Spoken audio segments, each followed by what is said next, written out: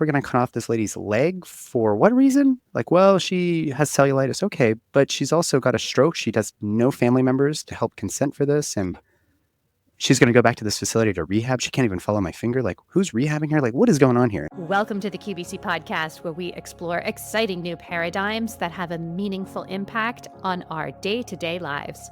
I'm your host, Meredith Oak. Let's keep the conversation going. Join us in our free community by visiting qbcpod.com.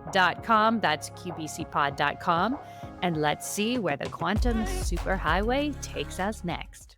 So I've had several people reach out recently asking for referrals to practitioners or specialists who understand health through the quantum biologic lens. I love hearing from you, and I'm so glad to hear that people are thinking about their health journey in this way. And I want to clarify and make sure that everyone understands the very best way to find a practitioner who understands health through the quantum biologic lens is to join our free community.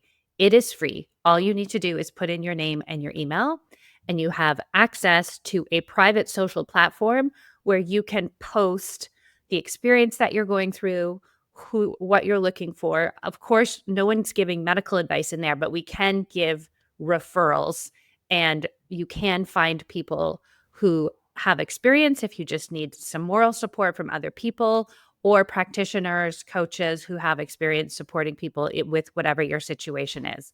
So I really, really, really want to clarify that, because I thought I told everyone, but it turns out that I didn't make it clear that our QBC free community is very, very useful for that.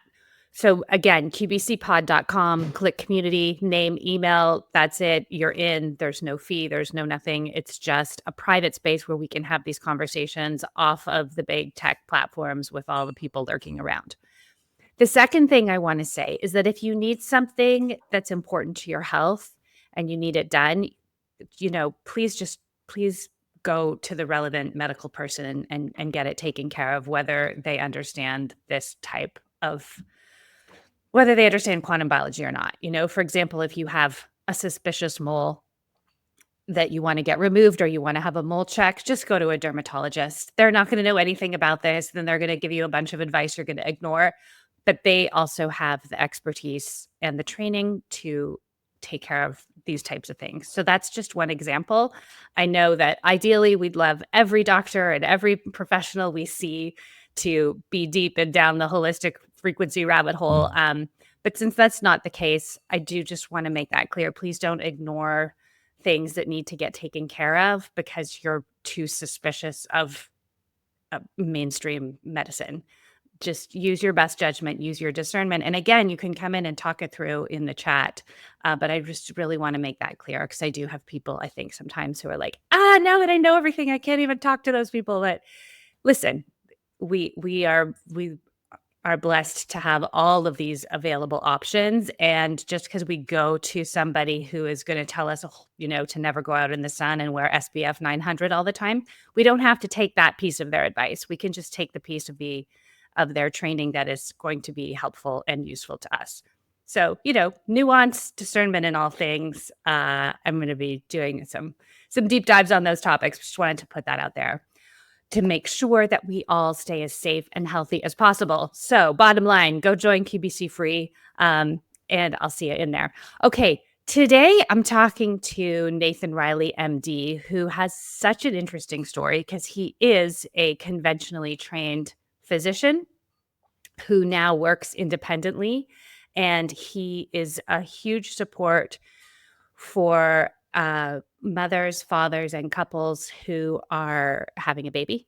He does labor and delivery. He works with midwives. He's developed his own holistic birthing practice. So I think that he's created a model that is going to be just really resonate with so many of you, where he has that medical training, but he's really opened it up to integrate with midwifery, with quantum biology, and with all of the things. So we had a really cool conversation. He explained what the medical system was doing to him as a physician, how he got out of it, why he left, and how he built up this alternative practice, which I think is just a great example of what's possible for physicians who don't want to stay in the system. And he also talks about studying quantum biology. He's like, oh, I didn't finish the program. And what he means by that is he signed up, he participated in the certification, but he didn't do all the homework because he's like, you know what? I have a lot of degrees. I don't really care about getting the piece of paper from you guys. I'm like, that's fair. We have lots of people come through who feel like that. So that's just also to say for the certification at the Institute of Applied Quantum Biology, it is a credential. You do need to complete all of the coursework to receive that credential to then go on to write the board exam. However, if you don't want the credential, you just want to come in and study and talk to all of the faculty and work through the curriculum in a structured way, you can do that too. That's fine. We always have a handful of people who choose to do it that way. All right. So enjoy my chat with Dr. Nathan Riley. Don't forget to visit boncharge.com for all of your red therapy and blue blocking needs. Put QBC in the code at checkout and enjoy. Dr. Nathan Riley, welcome to the QBC podcast. This is going to be fun. Thanks for having me. It's good to be here. All right. So as we were just discussing before I hit record, it seems to me, anecdotally anyway, that the migration of OB-GYN physicians into the integrative medicine, holistic medicine is a very narrow path. Like when I think of integrative physicians, a lot of them have come from family medicine, internal medicine, and the OBs are just, for the most part anyway, seems to be like really locked into their system. So how'd you break out? It's a really good question. I'd probably give a slightly different answer. I don't want to go into my whole story, but yes, I was trained conventionally. I went to the med school, the residency. I did fellowship in end-of-life care, which is actually informs how I care for women and families in childbirth, because birth and death are really, really quite similar when you get really down to it. And say that through the lens of not like this informed consent thing, but more about the relationship building that's required for a practitioner to really support somebody. You know, if you're going to be dying, there's no right way to die. But if you have cancer, the oncologist is automatically going to say, if you're in my office, you're here for either cutting it out, burning it out, or, you know, giving you chemical stuff in order to try to get your cancer at bay. And that isn't necessarily the best option for everybody. You know, a 95-year-old with skin cancer versus a 25-year-old with skin cancer or something like that. Like that's a very different conversation. And it's not just one option for every single person who comes in the door. So anyways, I did that. I got recruited out right before COVID. We didn't know COVID was going to happen, but I got recruited to do inpatient palliative care and inpatient obstetrics work as a laborist, which is obstetrics and gynecology. When you're a laborist, basically you're on call for anything that comes into the hospital that doesn't have an assigned practitioner. So let's say, Meredith, let's say you have your OB-GYN you've seen for 40 years. Let's say you're 20 and you're going to try to have a baby. And you've seen this doctor for 5 years. You get pregnant at 25 and you go back to your OB-GYN and they're like, oh, congrats. And you go through the whole pregnancy thing. Well, they may not be the doctor that's necessarily there at your birth. There could be a group of doctors. And let's say you just moved to a new city and you haven't ever actually established care, but you show up in labor. They don't know who to call. There isn't anybody to call. So they have somebody on staff who's at the hospital, employed, contracted with the hospital to take care of all of the quote emergencies that come in. And really everything is seen as an emergency in childbirth, which is kind of the crux of my life. Is it really an emergency? Is this really a disease? Is this something really begging for medical intervention? Probably not. But if it is, then I'm here with my tools in order to help fix it. So I did that for a little bit. We had our first daughter in the hospital in February. It was February 23rd, 2020. And we all know what happened in March 2020. The lockdowns happened and the masking and the swabbing and the vaccines and all of this. And I immediately kind of put pause. I actually had resigned from my position because I wanted to be able to spend more time at home. Those long 24-hour calls are just brutal. It's like 2 days to recover. And then there's a 24-hour shift itself where my wife would be left at home. The shift is 24 hours long? Usually. Yeah, usually. You start at 7 a.m., go home the next day at 6:59 a.m. Wow. And that whole time you might do several C-sections, you might do several vaginal births, you might be in the ER doing some ectopic surgeries, removal of fallopian tubes, or draining a Bartholin's gland cyst, or whatever. There can be all kinds of stuff that happens when you're the guy who's responding to everything that comes in without an assigned practitioner. So you're managing the emergency room and labor and delivery and the triage, meaning you're helping people come in or out based on where they are in their Wow. process. So if you're in early labor, but you're not ready to be admitted, you might just give some recommendations on an easeful early transition through that early labor process, but they're going to go home to do that and come back later. But you've got your ultrasounds, you've got your scalpels, you've got your pharmacy on site, you're there, and they come into this facility and you help decide who you're the gatekeeper, essentially. And that's 24 hours. That's really hard work. And not to mention, you're now in a room that in a building that's just buzzing with electricity. You've got lots of sitting and lots of looking at computer screens. The hospital food is terrible, so you have to bring all of your own food in if you want to eat healthy. It just wrecks you. I mean, it really does quite a number on the individual who's doing that. And so I resigned from that position. And that was already kind of in the works from early on in my training. I knew that this was going to be hard because it was so out of alignment with how I saw birth as an ideal, and I had attended some home births before that with Dr. Stu Fishbein out in LA and some midwives at the time. And I was like, wow, this is really different doing this outside the hospital. So I always had dreamt like, oh, maybe I would do that. But I also have these surgical skills and I have this kind of reasonable way of approaching childbirth. I can bring that into the hospital and still do that and just do it better than I was trained. But I resigned because it was like, this is too much work. It's just 24 hours of hard labor twice a week. I mean, it was sometimes Friday into Saturday and then Sunday into Monday. So I'm doing I get like a little break in between. It was just hard. And then to be doing my regular 9 to 5, Monday through Friday with hard stuff around end of life care and palliative, symptom So you were management. doing this on top of a 9 to 5. Mm-hmm. Good Lord, Nathan. I just, Really, as really a hard. side note, I think it's Yeah. important. I just want to acknowledge, because I know a lot of times when we start to understand how the medical system works, we get really mad at doctors. Yeah. And I just want to take a moment to acknowledge Thank you. the hellscape that it can Yeah. be to Right. work in that system. And Right. when are you supposed to be researching new things and understanding? Yeah. know? And that's exactly right. Yeah. Yeah. Like what time does a person have to really start reading about the mitochondria and maybe reimagining, what, the importance of being outside in the sunshine? You're never seeing sunshine. So why would I read a book that is convincing me that my entire livelihood is putting my own health at risk? Like it's almost nice to just be ignorantly blissful about that, which goes into one of your questions, which is why don't more OB-GYNs do this? But we'll get to that. We'll get to that later. So I was doing the palliative care thing. COVID happens. I try to go back to that job. They don't want me back. I'm the California kid with a nose ring, tattoos. I wear colorful outfits. I ride a Harley. Like, I don't know. I just had a totally different look about me. And this is Kentucky. I live in Kentucky. It's an old boys club. I'm not a member of a country club. I don't even know what the name of a country club is. I've never picked up a golf club except to smash a ball in the wrong direction at a driving range, And so I don't really fit in. I'm not one of those guys, but I figured I'm an MD.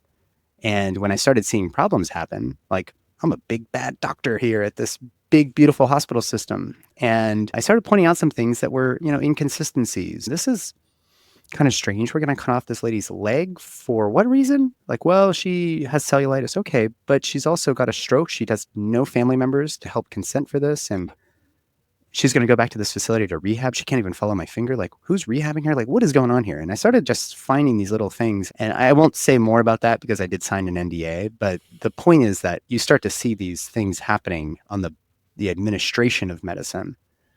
And when you start questioning those things, people don't really like it. So my team was like, and I was also like, hey, I need a real office. I'm in like a closet with dirty hospital beds outside that I have to push through to get to my patients. The palliative care teams aren't always very well respected. And so they didn't want me back. And so I said, well, I have to go back. This is my job.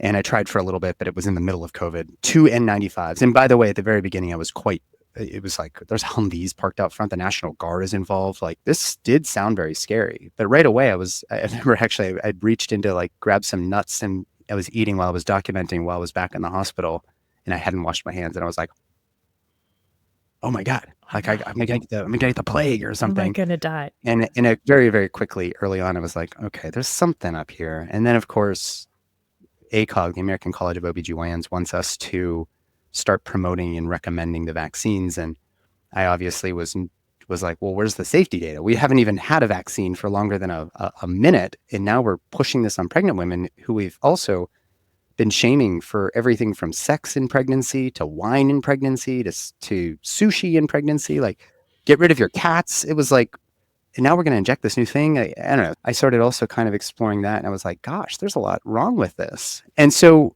eventually I said, I'm going to leave the hospital. I'm going to go to work for hospice.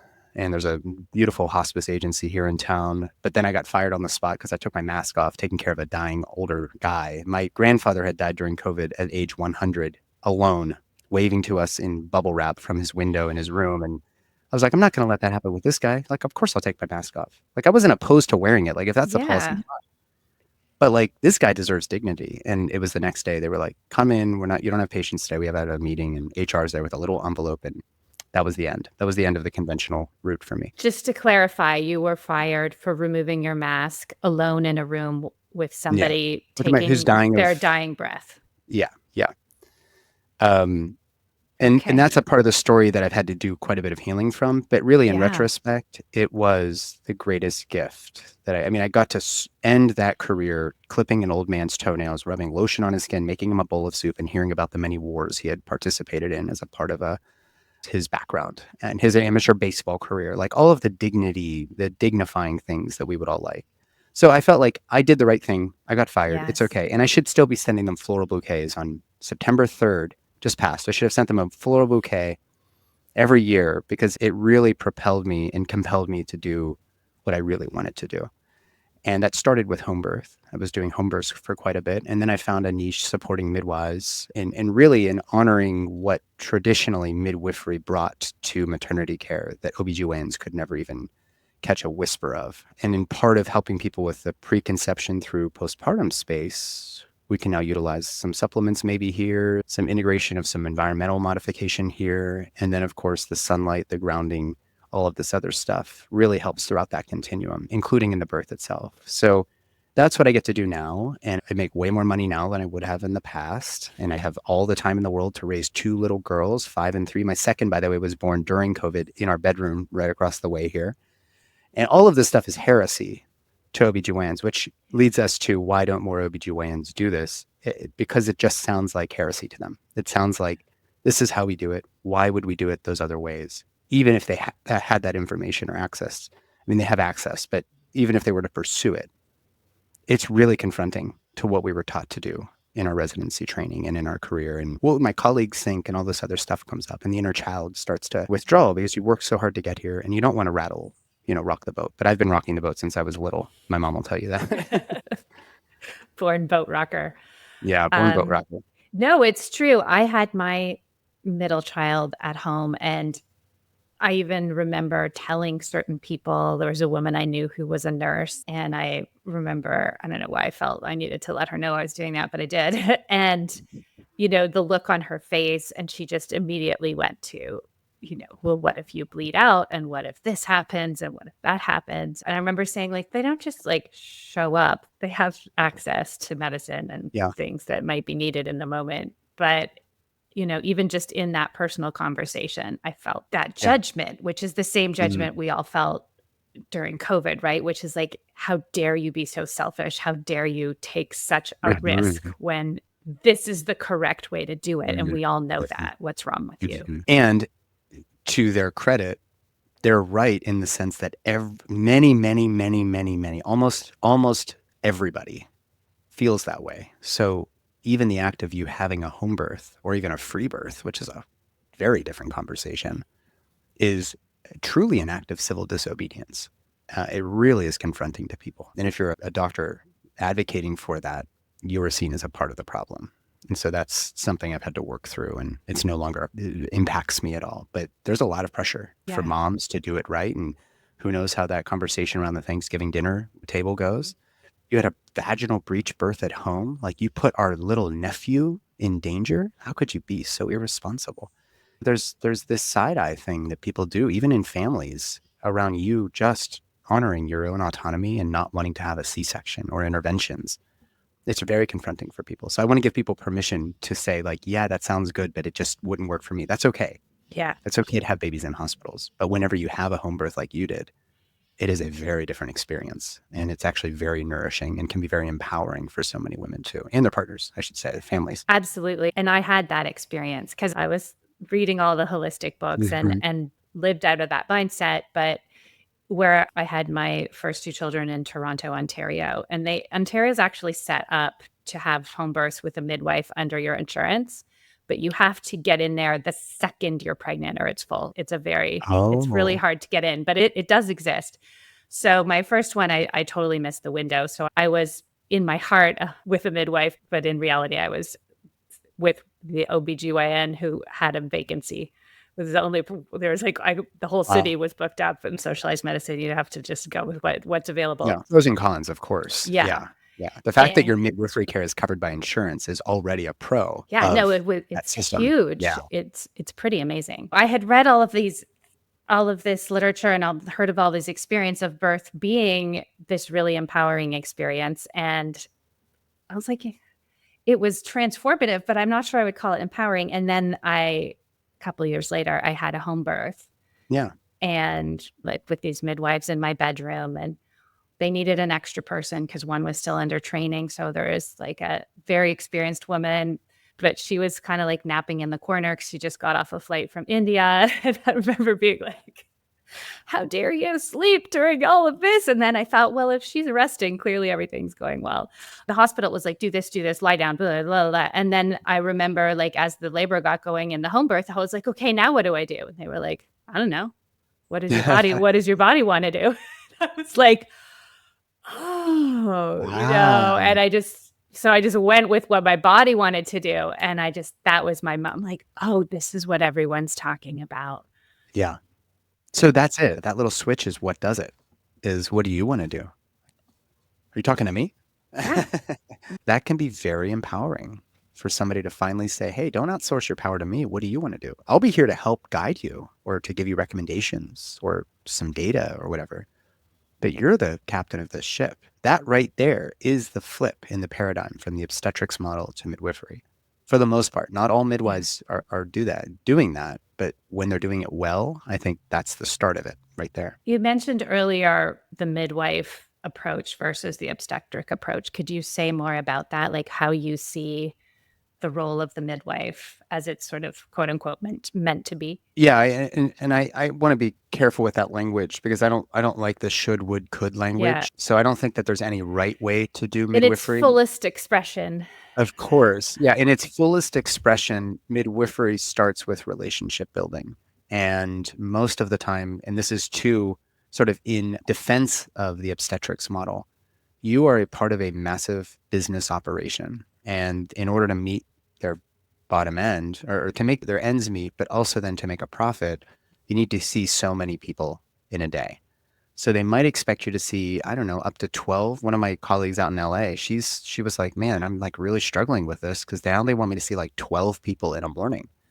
And the problem is, as you get better at this and faster at this, even that rapport building, you might do it really, really quickly and efficiently, but you're going to be rewarded with more work. This is that productivity model. And people blame capitalism and all that. And yeah, sure, I guess that's a part of it. But the reality is they want to squeeze out as much of your energy as they can. And in the clinic, sometimes that's the hardest part of an OB/GYN's life is I have to go in, get out, and I know that this lady wants to talk more because she has a history of a stillbirth, but I'm only given 15 minutes with her. So we measure the fundal height, we check the fetal heart tones. Maybe, I mean, everybody's doing ultrasound. There's a potential problem with ultrasound, but we're going to do all those things, collect your urine, look at your chart, make sure that we're not missing anything. And then we have a couple minutes maybe to chat so that you can trust me. And that's just not done. But in the midwifery model, you might meet with your midwife 3 hours. I mean, it could be a long visit. Now, I don't know what it's like in Canada, but most midwives here in the States who are not certified nurse midwives, there's a big distinction there. Most certified professional midwives and most traditional or classical midwives who are not certified professional midwives through an organization called NARM, they're really just doing this because they learned through an apprenticeship based model and they know what they're doing. And some of them are better than everybody, including myself. They might go to your house and spend the entire morning. They might have a whole pot of coffee with you, have some quiche that you've heated up, and you actually have this person coming into your home, taking off their shoes and respectfully finding where they fit in the room so that you can be on your labor ball or doing this, or you might have your kids and your dog running around. They're on your turf. They have a unique appreciation for the honor that it is to come into your space versus you going into the assembly line, wait in the clinic room, get your vitals. They ask you about domestic violence. They ask you about depression. You go into the office, you sit on the crinkly paper, maybe you have your pants off. They have the swabs already ready for GBS screening. They go in and bam, bam, bam, bam, bam, bam, bam, and you're gone. And you never even really got to ask like about, I'm afraid, I'm really scared about what might happen because this happened to my family member, oh, I wouldn't worry about that. That's low risk. You just don't get into that dialogue. So home birth midwives work very hard. They're basically on a 24-hour call schedule at all times. And that deserves some respect. Just like the OBs that are in the Mhm. hospital, just racking their brains, trying to stay alive while doing, life-saving surgeries or whatever. And so that is really the distinction. Now, I'll say traditional because I mean like way back before we had modern obstetrics, traditionally midwifery didn't use a lot of interventions. They didn't use ripening agents for the cervix or many, many rounds of labs, or they didn't do non-stress tests. They didn't do a lot of that stuff. There was a lot of intuitive sort of understanding of, and also asking you, what does your intuition say? And there's a part of that little piece where it's like, hey, what do you think? And if you say, I think something's not going well right now, it doesn't matter what the labs and everything else say. Like, we need to address that. We need to really sit with this and figure out, what are we going to do? That was what women caring for women used to look like. And unfortunately, midwifery is being perverse more towards the obstetric side because of our litigious sort of environment here, states and even the federal government mandating that midwives do it a certain way, licensing is putting restrictions on what you can and can't do. A license is merely a permission slip from the public agency that says you can do this job. And even my barber struggles with this. He's like, man, during COVID, I couldn't cut hair because I couldn't open my shop. And if you came to my house and the board of barbers found out I was doing haircuts outside of an accredited facility, I could lose my license. I would lose my livelihood. So even this licensing procedure just perverts what this used to be, which is, hey, Meredith, you need something? Let me hear what you need. And let me like really understand where you are coming from and where you want to go. And then let me see if I can rally my resources around you. And if I can't, let me help find somebody who can. This is a community effort as opposed to you tiptoeing into this machine. And there's a good reason to have the machine. But if we started with this default relationship building, trust building environment, I really think birth would go a lot better. And I actually think this is how we change the world.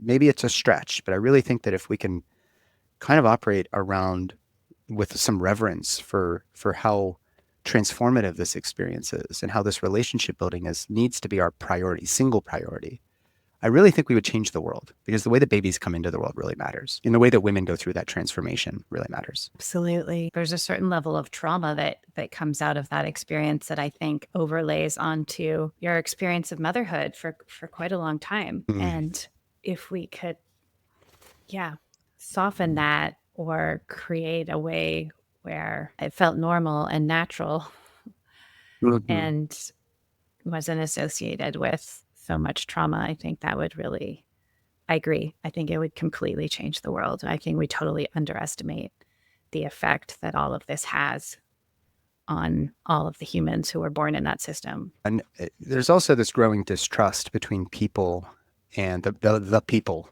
at large and our medical institutions for a complicated set of reasons, not least of which is the stuff that happened during the COVID moment. And I don't like to harp on it because I actually was not a person who was changing my profile picture that was like all about health, freedom, and all that. Like, I wasn't that guy. I did feel that inside, like, oh my gosh, like we have a lot that we're going to lose here if we don't push back. But at the same time, it's my job as a physician for everybody to feel safe. And I don't think anybody who takes a firm, hard line against anything is necessarily doing us much good because we, as an institution, let's say, the medical profession, what we've lost is trust. And so you use the word softening. I even during COVID started getting so riled up that I found that I lost a softening. I needed to actually soften in order to like sit back and start receiving and listening again. And there are certain individuals, even in the field of quantum biology, who have a very harsh tone. And You're not going to convince everybody by bullying them into believing what you believe. It doesn't work like that.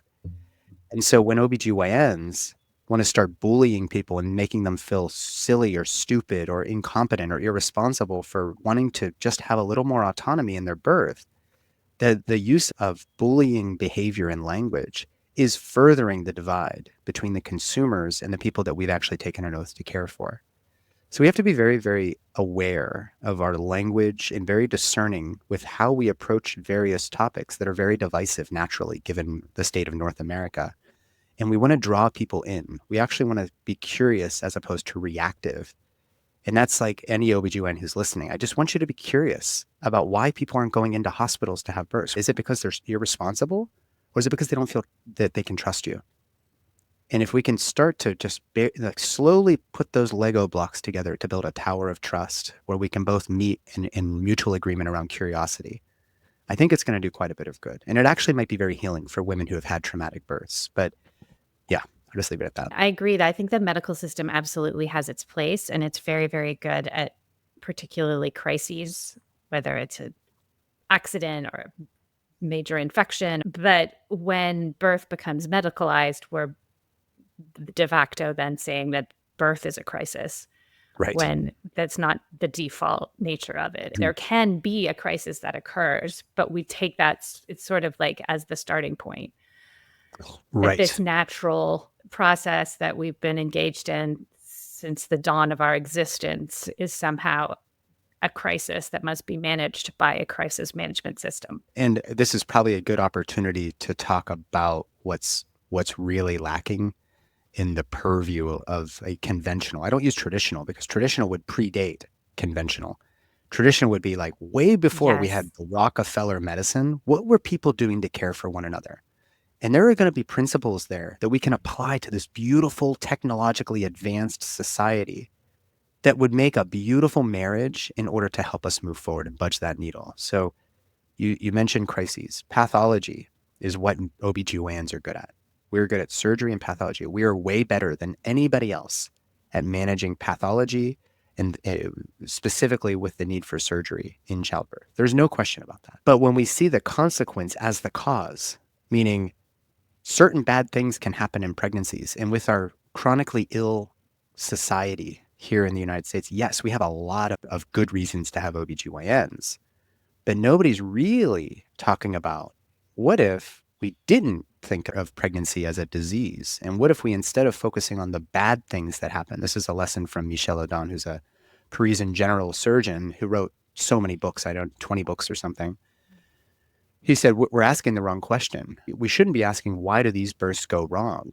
Why do these bad things happen? We should be asking, what about Stephanie Riley, who had 2 perfect pregnancies? Why did she have an hour, 46 minutes of labor and have a baby breathed out with some somatic breath work in her bed on her chest without any reason to even have any medical personnel there? We had midwives there, but they didn't do anything. Why did that happen for her? We should be focusing on that. And that gets us into, okay, maybe the years, and especially, let's say the months, but even the years preceding pregnancy, what could all of this environmental modification do in order to make sure that more women are having that beautiful, quote, easy birth versus it becoming a pathology, which is the reality for many families. It does become a pathology, and now you don't really have any choice. If you want a living baby, we have to go to the operating room. Nobody's asking that question. And part of it is that we don't learn anything about this in medical training. The other part is that we're so consumed with the hospital environment and the technology and this myriad of interventions that we can't even see outside of the box in order to improve our practice, which is not, hey, let's do some complementary medicine. The sunlight, the grounding, the nutrition, the sleep, stress management, interpersonal relationships, the quality of your water, all of that should precede pregnancy. And then you have a chance that's way below average of those bad things happening. And those are the people that I've studied. That is where how I got into this quantum biology space. It's like, where can I further address some environmental poison? And I'm using poison generally speaking here. It could be mental, it could be physical, it could be whatever. Where are these poisons disrupting the natural process that could unfold and has always unfolded until we're being bombarded with all of this other noise that is rattling our cage such that pregnancy does become a disease more than it should and leads to C-sections nearly 40% of the time and inductions about a third of the time. How can we get ahead of that to prevent those things from happening? And when you haven't learned it, you haven't lived it, and you haven't been incentivized to do that, it makes it very hard for any practitioner. It doesn't matter how old they are, how experienced they are, where they are in their training. It makes it very hard for you to say, you know what, maybe I was wrong, and I'm going to start trying something new. Nobody's giving them that incentive. So me being free of that, I was able to do everything. I was able to say, let's just do a full overhaul, not even using expensive technology here. We don't need $150 blue light blockers. We'll talk about blue light in a second, but we don't need $150 blue light blockers and an $8,000 sauna and a $4,000 house filtration system. How about we just get you a $4 can of oysters and you have that 3 days per week? Because it's electrically charged. It's very nourishing. And you know what? Let's throw in the cheapest part of the cow in North America, the liver and the heart. Let's throw that in there. And then that chicken carcass that you got from the farm down the street, let's make some bone broth out of that. It hasn't cost you anything, maybe more than $30 a month. We start with those foundational principles, and then we start fine-tuning from there. And lo and behold, again, I can't say I have zero problems occur in the pregnancies that I take care of. And I'm caring for everybody through Born Free Method, remotely, pregnancy, preconception through postpartum support. And I have people in person. But when we start laying that healthy foundation, the goal I tell everybody is I can't get you to zero risk. There's no guarantee in pregnancy. You could be the healthiest person ever and have a stillbirth. That can still happen. But if the average risk is, let's say, 1 in 10 of something bad happening, I don't know, doesn't really matter. Why don't we try to drop that in half? Why don't we make it 1 in 20? And now your chances of that happening are less than the average, and that's the best that I can promise you. But that's a pretty big promise, and that does pan out over time, and it has now for 5 years for me. Yeah, that it is sort of the inverse of what the medical system does with birth and with everything, where we're like, where's all the preventative care? And it's like, that's not the model. So I love what you're doing because you are not only providing this level of care to the people in your community, but you are creating a model for how to do it that's got the kind of the best of both worlds. And I think that is what is so needed right now. Most doctors are locked in the conventional system and appreciate that word choice. But there are so many people with so much knowledge, whether it's a coach or an MD, but there's no structure in place for them to deliver that their service. So yeah, tell us a little more about how you did that, and then we'll get into a bit more about quantum biology. So how I actually developed my sort of operating procedures. Yeah, because there's so many people. I see them all the time. Like, I have all these certifications. I know all this stuff, but what do I do with it? Yeah. And well, licensure comes into play for certain people, or whatever it is, keeping their accreditations, building a model that doesn't require them to have an MBA or a digital media, digital marketing expertise. Yeah. There's so much going on. Okay, so now we're talking about like business strategy.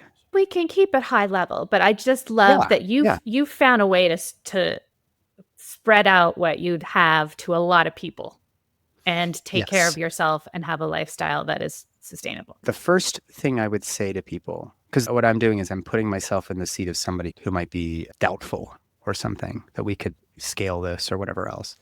The first thing people have to shake themselves free from is there is some job security in working in the conventional model. There's no doubt about that. But there's some big costs that you pay for that, which is really what we've talked about. So if you can say, hey, do you think I could survive without an accountant and a practice manager and a CEO suite and everybody just doing all the background stuff so you can do your job? Could you survive without that? Most people would say probably, but I don't know. So that's a leap of faith. The second thing is I stopped working with insurance companies altogether. I don't send bills. I don't send super bills. I don't have any relationship whatsoever with any insurance company. And the reason for that is that there's a fee schedule that determines how much I would be paid for doing this based on specific CPT codes. And that's where documentation, that's why if you ask for your medical records from your doctor, it's like 700 pages for maybe like a year's worth of your time seeing a doctor, presuming you go back and forth many, many times, like pregnancy care. It might be like a 700-page PDF they send you. Great. Where do I find the stuff I actually need in there? Well, the reason you can't see it is because they want to document everything in order to maximize billing from the insurance companies. And what I do, and what many practitioners who are doing this type of work do, is not billable to insurance. I can't charge and get paid for 3 hours of what might be called lifestyle coaching or health coaching or whatever as a person or as a couple is trying to get pregnant. I can't get paid for that. They might give me like $150, but I could also make $500 an hour if I charged for it on my own. And the way to see through this is that in all of those co-payments and hitting your deductible and the premiums you're paying, how much have you actually utilized your health insurance? It's great as an emergency response vehicle. Like, oh my gosh, catastrophic, $50,000. I can't afford that out of pocket. So the insurance company is going to have that or something, right? Cancer, chronic illness, those types of things. So when you start to illustrate for people what a scam, it's a racket. It really is. I think health insurance in general is a racket, except for in catastrophic claims. If you're going to have a home birth in the States, usually you're not getting all of the midwifery support paid for anyways. You're paying out of pocket. And it might be like $5,500, which is a lot of money. But in the grand scheme of how much you've paid for insurance, you would expect that they would just nip that right off the bill. And they don't, not necessarily. So when you actually consider how much you've paid for health insurance and people are like, how could you not accept insurance? You're disqualifying people from working with you. No, I just do it for free. You can't afford anything? Tell me what you need. I'll help you. And because I can make so much money charging people that have resources, it also allows me to distribute that in whatever way I want. And I do a lot of free care. A friend of a friend is having a crisis. They just lost their job. Let me help you out. Like, this is what I train to do, is help people, not make money. And so you have to meet your bottom line. You can't be overly charitable, but you also have a sliding scale or something like that. And people pay you what they can. Mine's all donation based and the average is $500. That's why I use that amount. But sometimes people pay me $100. Sometimes people pay me $700 and it works out in the middle there. Then the other option is, what if you could recreate yourself and do all of that groundwork through a book or a webinar series or a massive online video library where there's also a private community where people can share, and birth workers and people alike can share suggestions, ask questions, and the meeting every other week on Zoom. How much time am I then putting in? Well, it's a week, it's 2 hours per month. If my business partner is doing 2 of those calls, or one of those calls every month, and that's an hour plus of my time that I'm actually doing the live Q&A. So I had to find a way to save myself time, maximize my return on investment, and feel like anybody who wants this help can get it. And so you get creative there, but the insurance companies never get involved. I never have a boss from above telling me what to do. I work out of my home. So I don't have all the overhead of a brick and mortar. People think that it demands respect when you have a big sign out on a main road or something. Like, sure, you can pay for that. That's expensive. And now you've just thrust yourself. You've now just become house broke on your practice. Now I have to see so many people and I have to charge so much money in order to just pay my bills before I even pay myself. I don't like any of that. I don't like any of that, because now if my girls need me, I could say, Meredith, I'm sorry, I got to pause. Can we pick this up in 10 minutes? I'm not going to do that because they're at school. But the kids might need me and I can run down in there and be with them. Because really, at the end of the day, I don't care about what I do in medicine. I mean, I do care about it, but that's not my number one priority. My priority is these little girls need a responsible male figure who's going to show them how to laugh, love, cry, and sing all day, every day. And that is my only job. And of course, making love to my wife and developing intimacy there so she feels well-head and emotionally balanced by her male partner. But if I was in the hospital system doing that and making lots of money, I can make lots of money. Sure, I could do that. But I wouldn't have any of this other stuff. So a pros cons list helped me kind of figure out. And also I was fired, remember? Right. So it was sort of like, well, shit, I got to look this out. There's that decision real made. Fast. Yeah. So, I have a lot of compassion for people that want to break out. But you actually have to have a little bit of trust in the process. If you're really good at what you do, and by the way, stop doing certifications. And I'm not telling people don't go to QBC and get this certification. I didn't do it because I honestly just didn't have the time to go through extra work. But I got some principles there that I can bring into my practice, and I might go back to it and get certified later. But people are so focused on getting these letters after their names. And compulsory education can be blamed for that. The more titles you have, the more years of school, the more valuable you are in society. I get that. And it's easy for me to say because I'm at the top of the ladder as an MD. Like, I get that. There's certain privileges that come with having these certain credentials. However, it's like reading a book on meditation, but never practicing meditation. At some point, you have to start practicing and actually getting experience with people. The books, the data, that is a small part of why I'm so good at what I do. I put this stuff into practice immediately, and that sometimes detracts from my ability to continue studying because I need to figure this thing out. How does this work? What the hell are they talking about with blue light? The mitochondria, like I have to go back and review that in my textbooks. Like I have to really, really do it. I can't just take orders from somebody else to say, this is the protocol, because then I'm doing the same thing that every other doctor in the world is doing. And a lot of integrative practitioners or whatever are doing that. They're making that mistake. Like there is no protocol. Yeah. There is no protocol that works for every single person. You have Mhm. to figure out what Meredith needs. And that's going to take this rapport building. It's going to take time for me to understand your story. The longest I ever met with somebody was 4 hours and 45 minutes in our first visit. Wow. Because it was like, whoa, there's so much going on here. And I can't just throw supplements at this. I actually need to understand your story, do a whole biographical sketch. And once I know that story, then I can say, okay, what would be the most impactful thing we can do right now? And then what do we do in the long term? And that does require quite a bit of time. And if I was doing more certificate training and more functional medicine training and all that, I've done all of that. But now I have to actually sit here and work with people and throw the security blanket of quote education off. So that's my advice, I guess, for people that want to try something new. Yes, and I think that's such an important point about the integration. And we do collect education as a way to feel better, as a way to buffer. And I find that people use it as a buffer to not do the thing that scares them, which for the most part is reaching out to people they might be able to help and starting conversations and putting themselves out there a little. I have it too. It's normal. We all have it. It's like, oh man, I really want to learn from Nico in the QBC. So let me sign up for that. And then when I did it, I was like, oh, I really need to start putting this into practice. I can't work on my research project. You know, it's all of that. Like I'm just reflecting so that people appreciate, like you're not a failure if you just go into practice and make some mistakes. Like that's okay. And then you come back to the drawing board and you're like, how did I get this wrong? Where's my mentors at? You know, and then you go back and you practice again. Let's review and what was going on with this person and things don't. And I think our mission is to really to bring this idea of translational medicine and of translational education. And there's all of this stuff happening in labs that's giving us all this incredible scientific insight. But what does that mean in reality with a living human?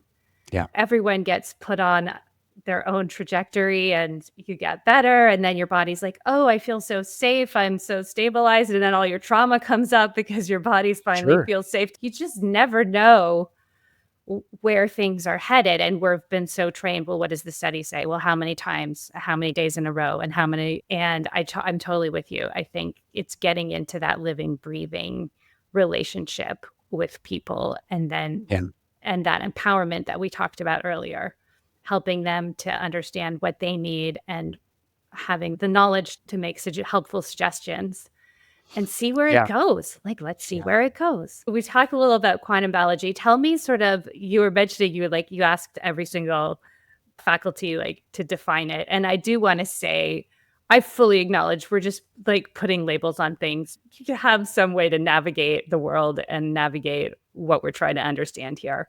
And I think quantum biology is a fun thing to call it. But yeah, it's a loose term. So where are you at with it? You know, my initial interest in the term, when I saw it coming up, I was like, whoa. So I used to be a really, really dedicated physics student. And when I saw the word quantum coming up, it brought me back to like Gary Zhukov's The Dancing Woolly Masters and the Amsterdam, what was it called? These meetings in the early 20th century, whereby the physicists were all meeting around this material, mechanical, Newtonian physics versus what Max Planck was starting to describe as quantum entanglement. It was like, whoa, this is really interesting stuff. And even as Einstein was like, this is spooky action at a distance. So I was thinking quantum. And then we got into it and I was like, what's quantum about this? But then I actually put my like sort of apprehensions aside and was like, okay, we're just talking about particles here. We're just talking about the quantum. We're talking about electrons. We're talking about that. And then it started to make sense why we'd use that term. But I was honestly confused by it. It actually kind of has a branding issue, in my opinion. So that's just my 2 cents, because it actually took me a little bit of time to get past my original apprehensions. And once I did, I was like, okay, we're talking about a part of a cell that I really know very little about, which is the mitochondria, and how melatonin and all these different receptors throughout the body are starting to bring together a more holistic view of, let's say, hormone medicine or something like that. I mean, you could take so many different approaches to this floral bouquet. And until you've walked all the way around and studied every facet of the human body, you're not going to appreciate the complexities of the human being. So I guess that was my initial holdup. And then when I really started to appreciate what was being said, I realized I don't really know much about the mitochondria. And I'm not sure anybody does, to be frank. One of my criticisms, I'll just share this with you because I want people to appreciate if you get into this, it's very confronting. So you have to like really be thoughtful about what do we know and where is there more for us to explore. And one of those things is like, I've never seen a picture of this electron transport chain. It's always these illustrations, and there's this two membranes, and then there's these protons laid in there. And when the mitochondria swells, they become out of order. And I'm like, how do we know that? Like, it makes sense logically, but I don't see a picture of it. And even if you go into Gilbert Ling, is he? No, is he the one that wrote that book? It might be Ling's book. It's another book, and it's a guy who was an electron microscopist, and he was looking at the organelles within the cell. And he's like, I think most of this is artifact. I can't remember who wrote that book. He was like, I'm not certain that we know for sure that the cell works in the way that it does, like the Golgi apparatus, the ribosomes, all of this stuff. Like, how do we know that works? Like that's the structure within the cytoplasm of the cell, when I'm suspicious that of these little organelles actually popping up as little bubbles and artifacts in our images. Now, empirically, when we apply these principles from the lens of quantum biology, they do seem to work. But just like with COVID or vaccines in general, just because we saw a drop around the time, let's say polio, around the time that this vaccine was introduced, that doesn't actually mean that you understood what you were treating to begin with. We just saw a drop. Was it the vaccine? Was it hygiene? Was it the terrain theory? Like all this stuff that's been swirling. And that is a fallacy throughout medicine, where we say, well, this works, and SSRI makes Meredith feel better. She was depressed and she doesn't feel depressed anymore. Is it because she was deficient in serotonin? Or was there something else about this? Or was it a placebo? It doesn't really matter. The point that we say, see, we were right. And not everybody improved with the SSRI. So it can't be just that. We need to actually be curious and expand the conversation. This is more fodder for good conversation. And nobody's really willing to have conversation anymore. It's very, very dogmatic, I think, throughout every aspect. Well, it's almost like if you don't claim that certainty, no one's going to listen to you. So I you know. claim like a false certainty in order to get people to listen to you. And then you have to hold that position because you claimed it with such certainty. Yeah. So like, fertility this is a really great example. And I think that there's something here within the quantum biology world for us to appreciate the role of voltage and we'll just say electric gradients, but voltage in the merging of like sperm and egg. There's this explosion that happens. It's zinc, magnesium mediated. This explosion happens. And when people hear zinc and magnesium, then they say, we should supplement with the zinc and magnesium. But is that enough without actually understanding what the hell is going on here? And you can see it. You can see it in like if they use different colored lenses on cameras, you can actually see this explosion happen. It happens for a moment. It's like the green flash if you watch the sunset in the west off the coast of California, and you get that right, like just the right angle. The sun will go green for a second. Like, wow, how magical. But instead of saying it's because of this and we have the data to prove it, why not just be curious? Like, wow, maybe there's an alien whose head exploded just over the horizon. Like, I don't know, it could be anything. So what quantum biology has really done for me, the greatest gift, has been that it has really opened up my mind and made me uncertain of what I thought I knew about human biology. And that is a real gift to the entire construct we have around human biology and human health. And without those questions being seeded, we just halt our progress. It's arrested development altogether. And that comes at the cost of the health and the fertility and the really well-being of the masses. So I can really thank you guys for helping me get through some of those early apprehensions in order to open up more questions. And I'm okay not having the answer. That puts me in a unique category.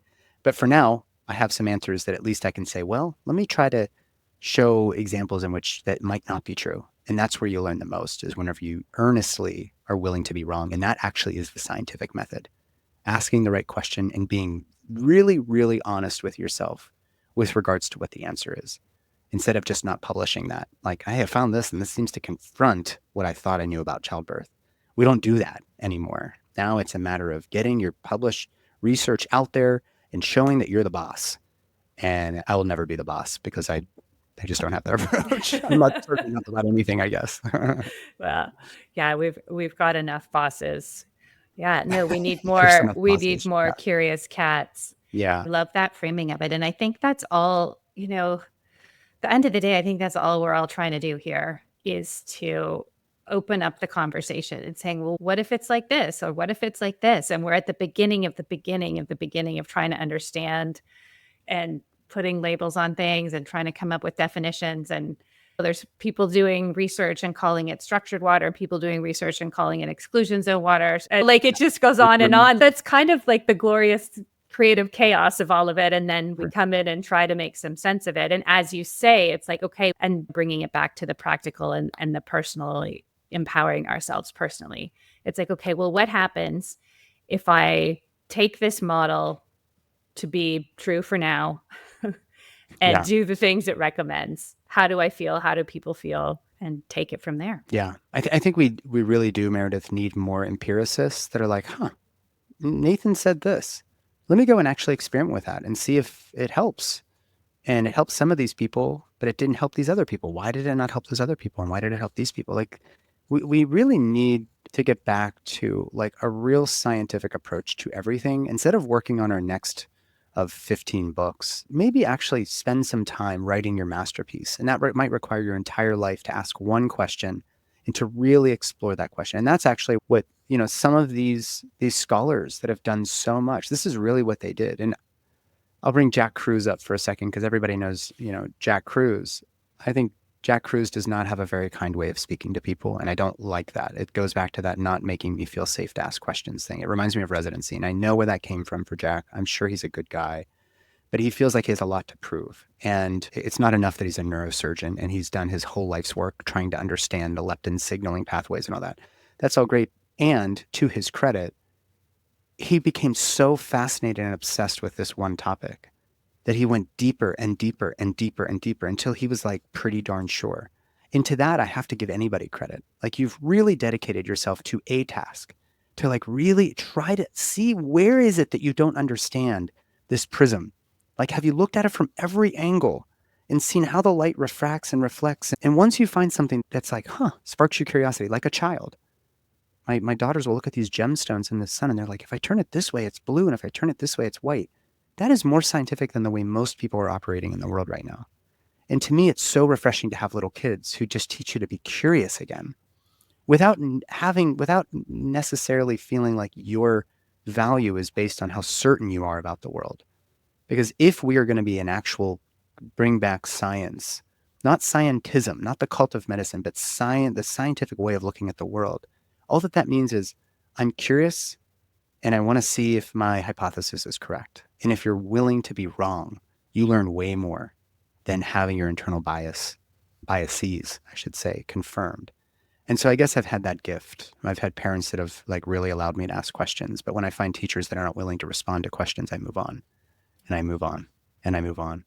And that's also okay. It's also okay if your hero says something that you're like, that doesn't sound right. And then you experiment and it's not right. It's okay. That should be contributory. But right now we're scorning people. And I want people to have permission to like lean into being wrong instead of, trying to argue that you're right. Yes. If we could reward that a little bit, even like, tell me about all of your hypotheses that didn't turn out. And you get a gold star for each one because it led somewhere and it's teaching us and it's giving us the safety and the freedom to do that in our own lives for our own selves. Yeah. And to find others and connect with them.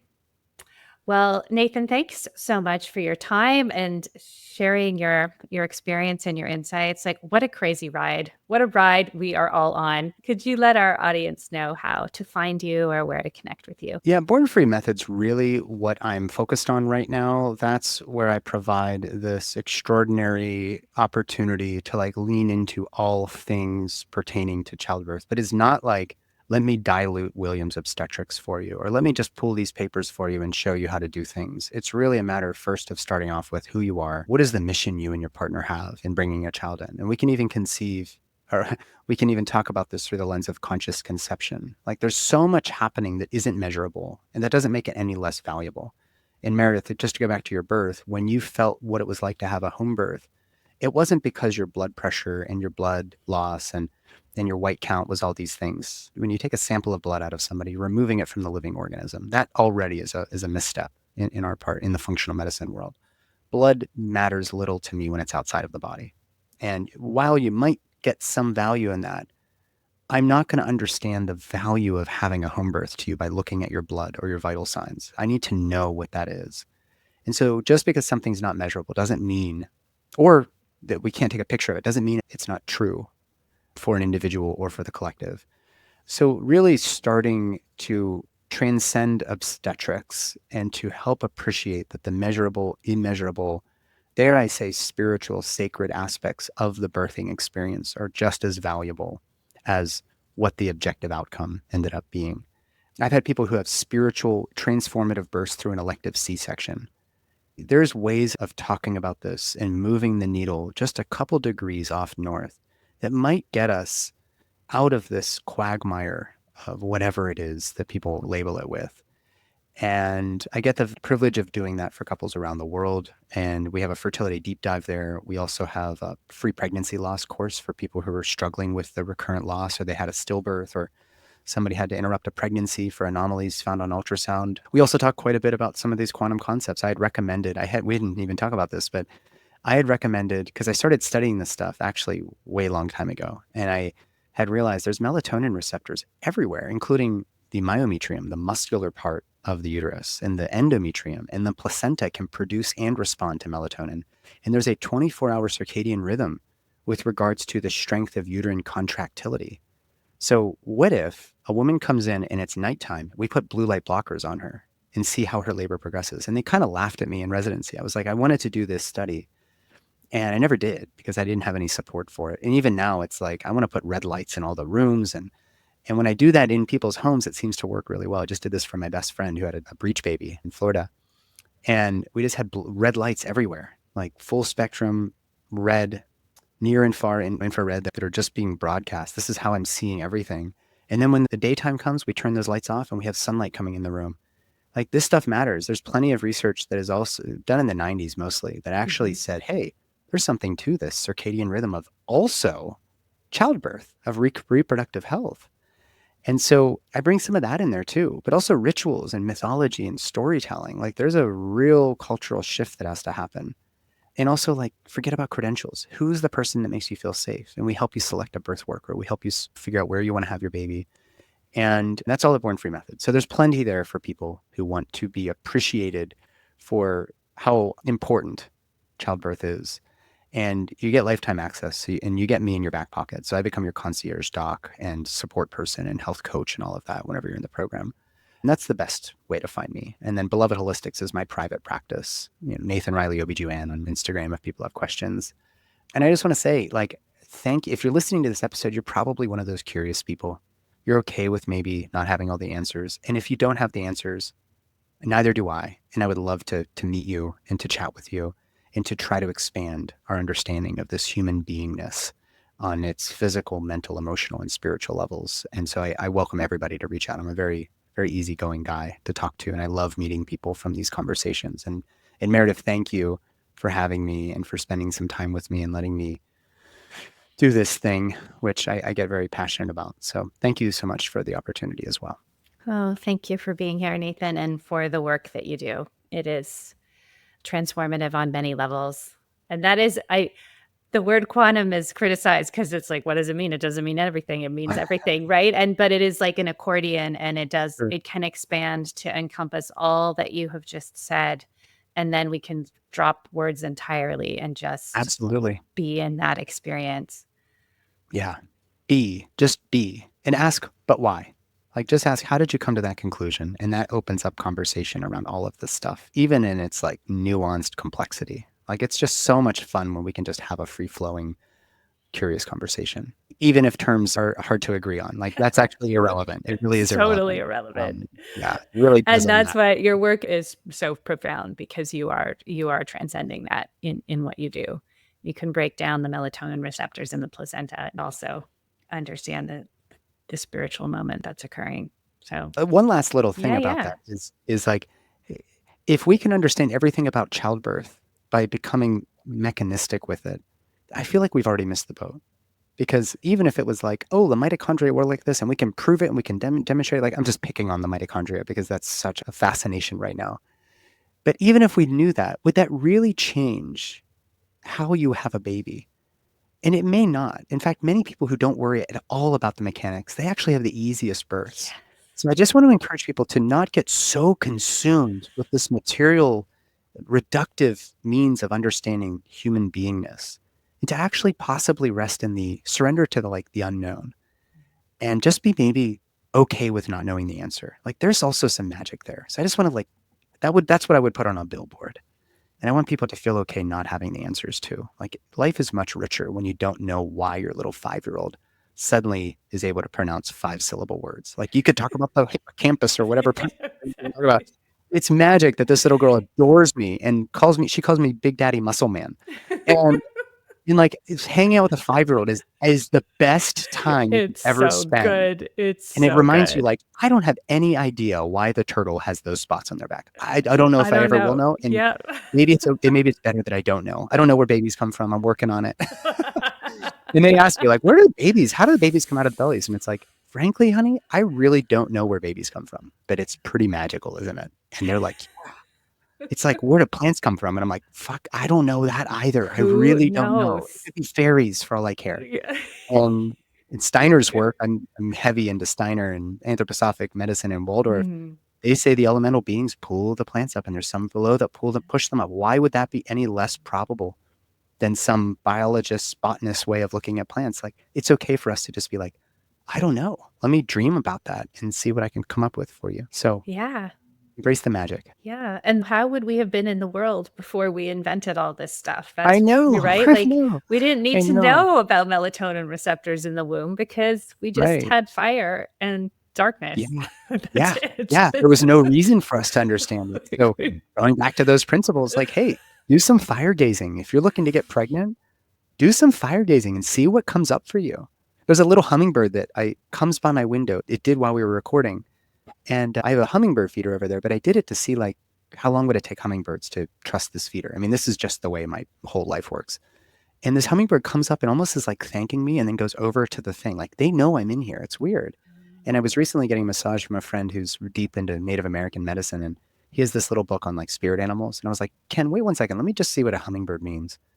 And the hummingbird came to me, and the meaning of a hummingbird visiting you, a visitation, is that you may need to be. Oh, there he is again. He just came by the window. Oh, You may need to be more flexible in the days to come. And I first saw this hummingbird before my wife left on a trip, and I had to be solo parenting for a week. And I had an oracle reading, which I'm always like, okay, go do the yeah. oracle reading. And the card that came up was flexibility. It was like maybe there's magic here. All Maybe there's right. some magic. I hear you.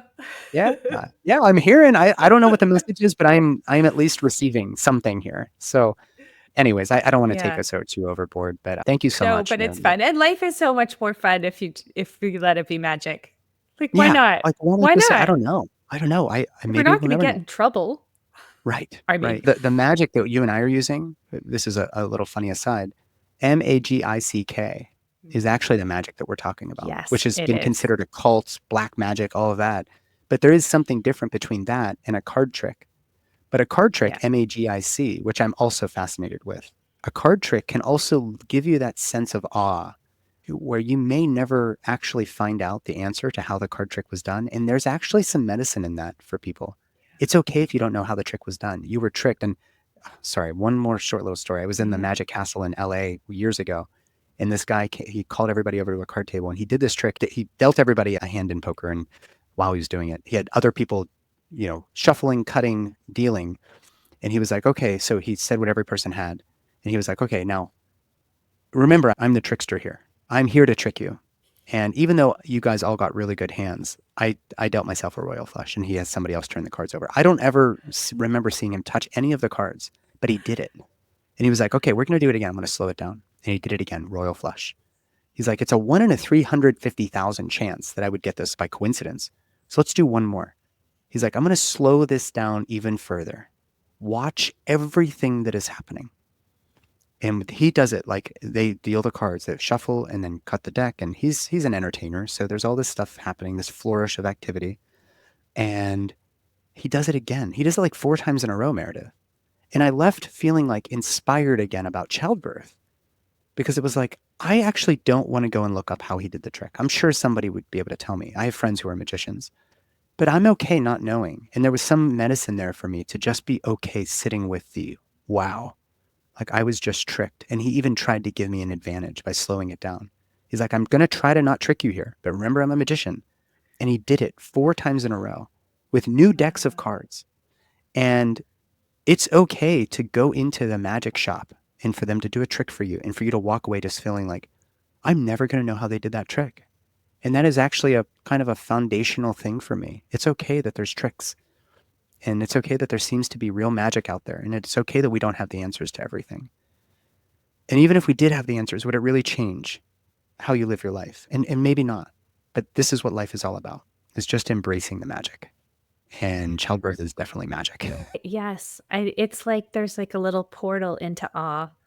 We don't have to shut it down by figuring it Yeah. out. We can just go through Right. and see what happens. Just see where we end up in Oz or whatever. Thank you so much, Nathan. My pleasure. This has been the Quantum Biology Collective podcast.